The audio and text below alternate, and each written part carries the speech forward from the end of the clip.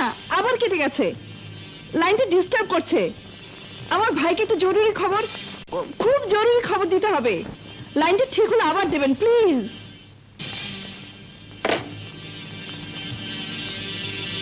কে আপনি? কি চান?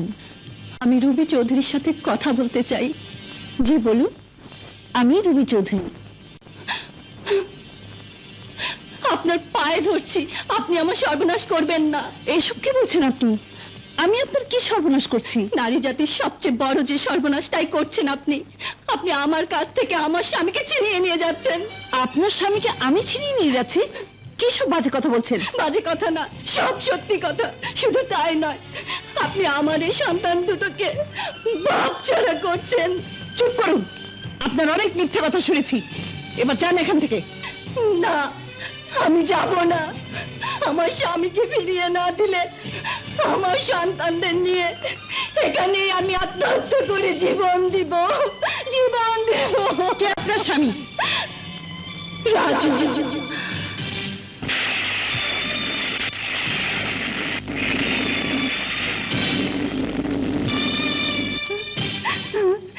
এই ছেলে মেয়েদের বাবা রাজু, যাকে আপনি আপনার ঐশ্বর্য দিয়ে কিনে নিয়ে আমার সর্বনাশ করতে চাইছেন। আপনার জন্য আজ রাজু আমার প্রাণপ্রিয় স্বামী হয়েও আমাকে ছেড়ে, আমার সন্তানদের ছেড়ে আপনাকে বিয়ে করতে রাজি হয়েছে। মিথ্যে কথা। কি প্রমাণ আছে আপনার কাছে যে রাজু আপনার স্বামী? আমাদের মতো গরিবের বিয়ে প্রমাণ করার মতো কোনো কাগজ থাকে না।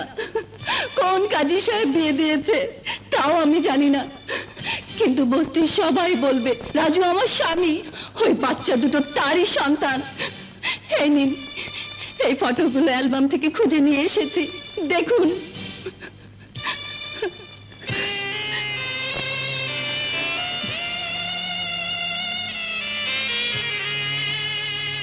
আপনার কাছে আমার স্বামীকে আমি ভিক্ষে চাইতে এসেছি।